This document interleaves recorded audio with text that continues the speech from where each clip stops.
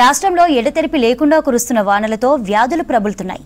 ఇతర సీజన్ల కంటే రెయిన్ సీజన్లోనే రోగుల సంఖ్య పెరుగుతుంది. జోరు వానలతో డెంగ్యూ, మలేరియా, టైఫాయిడ్, డయేరియా కేసుల సంఖ్య పెరుగుతున్నాయి. హాస్పిటల్లో అవుట్ పేషెంట్స్, ఇన్ పేషెంట్స్లు పెరిగాయి. జాగ్రత్తలు తీసుకుంటే రోగాలకు దూరంగా ఉండొచ్చని వైద్యులు సూచిస్తున్నారు.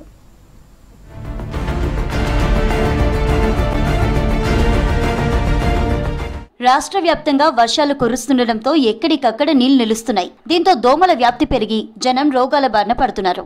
రాష్ట్రంలోని అన్ని ప్రభుత్వ, ప్రైవేటు హాస్పిటల్స్ లో రోగుల సంఖ్య పెరుగుతోంది. ఓపీతో పాటు ఐపీ సంఖ్య గతం కంటే ఈ నెలలో అధికంగా నమోదవుతోంది. వైరల్ ఫీవర్, డయేరియా కేసులు అధికంగానే రికార్డ్ అవుతున్నాయి. డెంగ్యూ, మలేరియా, టైఫాయిడ్ బారిన పడుతున్న వారే అధికంగా ఉంటున్నారు.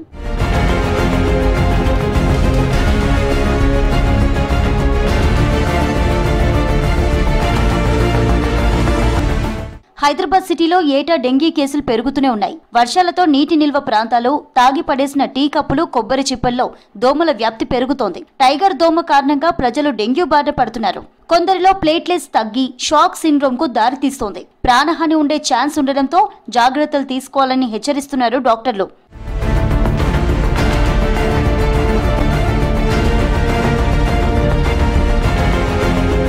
ఇంటి పరిసరాల్లో నీటి నిల్వ లేకుండా చూసుకోవాలని, గుంతలుంటే పూడ్చాలని అడ్వైస్ చేస్తున్నారు. ఇక ఇళ్లల్లోనూ నీళ్లు నిల్వ ఉండకుండా జాగ్రత్త పడాలని చెప్తున్నారు. వర్షాకాలంలో ఉన్న ఇంకొక సమస్య ఏంటంటే దోమల వల్ల వ్యాప్తి చెందే జబ్బులు, అంటే డెంగ్యూ, చికెన్ గున్యా అట్లాంటివి దోమల వల్ల వ్యాప్తి చెందుతాయి అనమాట. కాబట్టి మన పరిసరాల్లో దోమలు ఎక్కువ లేకుండా జాగ్రత్త పడడం, దోమలు వ్యాప్తి చెందకుండా మన చుట్టుపక్కల ఎక్కడ కూడా నీరు నిల్వ లేకుండా చూడడము. ఒకవేళ ఎక్కడైనా నీరు నిల్వ ఉన్న నీటి గుంటలు అట్లా ఏమైనా ఉంటే కొద్దిగా దాంట్లో ఒక చుక్క కిరోసిన్ వేస్తే అప్పుడు దోమలు వ్యాప్తి చెందకుండా ఉంటాయి.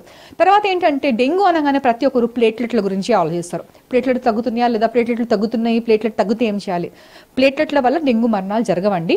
థ్రాంబోసైటోపినియాతో మరణాలు జరిగే రోజులు ఇప్పుడు లేవు చాలా వరకు. ఓన్లీ డెంగ్యూ షాక్ సిండ్రోమ్ అంటారు. అంటే ఏంటంటే ఒంట్లోని నీరంతా పోవడం వల్ల వాళ్ళు క్రిటికల్ అయ్యే అవకాశం ఉంటుంది. అందుకని బీపీ చెక్ చేసుకుంటూ ఉండడము, తర్వాత ఏదో ఒకటి రెగ్యులర్గా ఓరల్ ఫ్లూయిడ్స్ ఇవ్వడం అనేది మోర్ ఇంపార్టెంట్. డెంగ్యూ నెంబర్లను బట్టి ట్రీట్మెంట్ చేయాల్సిన అవసరం లేదు. ఈ సీజన్ జబ్బుల్లో మలేరియా ఎక్కువ మందిని ఇబ్బంది పెడుతోంది. మురుగునీటిలో పెరిగే అనాఫిలస్ దోమతో జనం రోగాల బారిన పడుతున్నారు. పిల్లలు, వృద్ధులు, గర్భిణీలు, దీర్ఘకాల వ్యాధులతో బాధపడే వారిపై ఫ్లూ ఎక్కువగా అటాక్ చేస్తోంది. ఫ్లూ ఎఫెక్ట్తో జలుబు, దగ్గు, ఆయాసం వచ్చి ఇబ్బంది పడుతున్నారు. రెయిన్ వాటర్ తో నీరు కలుషితమై అనేక మంది డయేరియా బారిన పడుతున్నారు. పొల్యూట్ వాటర్ తోనే డయేరియా, టైఫాయిడ్, పచ్చకామెర్ల కేసులు ఎక్కువగా వస్తున్నాయి. సిటీలో ఏటా 60,000 కేసులు నమోదవుతున్నాయి. కలుషిత ఆహారంతోనే డయేరియా కేసుల సంఖ్య పెరుగుతున్నట్లు డాక్టర్లు అంటున్నారు. వర్షాకాలంలో ఉండే ఇంకొక ముఖ్యమైన సమస్య ఏంటంటే నీటి ద్వారా వ్యాప్తి చెందే జబ్బులు. అంటే ఇప్పుడు మురుగునీరు అనేది మంచినీటితో కలిసే అవకాశం చాలా ఎక్కువ ఉంటుంది. కాబట్టి ఈ వర్షాకాలంలో కంపల్సరీ వేడి చేసి చల్లార్చి వడగట్టిన నీరు మాత్రమే తాగాలి. లేదు అంటే ఆర్ఓస్ కానీ ఫిల్టర్స్ కానీ ఉన్న వాళ్ళైతే అవి మాత్రమే తాగాలి.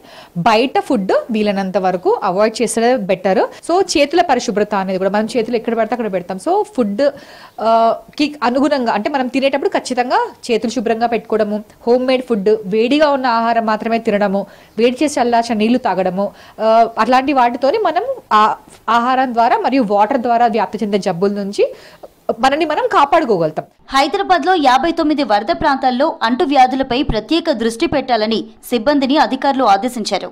సాధారణంగా మలేరియా, డెంగీ, డయేరియా రోగాలతో పాటు వర్షాకాలంలో కుక్క, పాము కాటుకు గురయ్యే అవకాశం కూడా ఉంది. జిల్లా ఏరియా హాస్పిటల్స్ లో పాము కాటుకు యాంటీ వీనమ్ ఇంజెక్షన్లు, కుక్క కాటుకు రేబీస్ టీకాలు అందుబాటులో ఉంచినట్లు హెల్త్ ఆఫీసర్స్ తెలిపారు.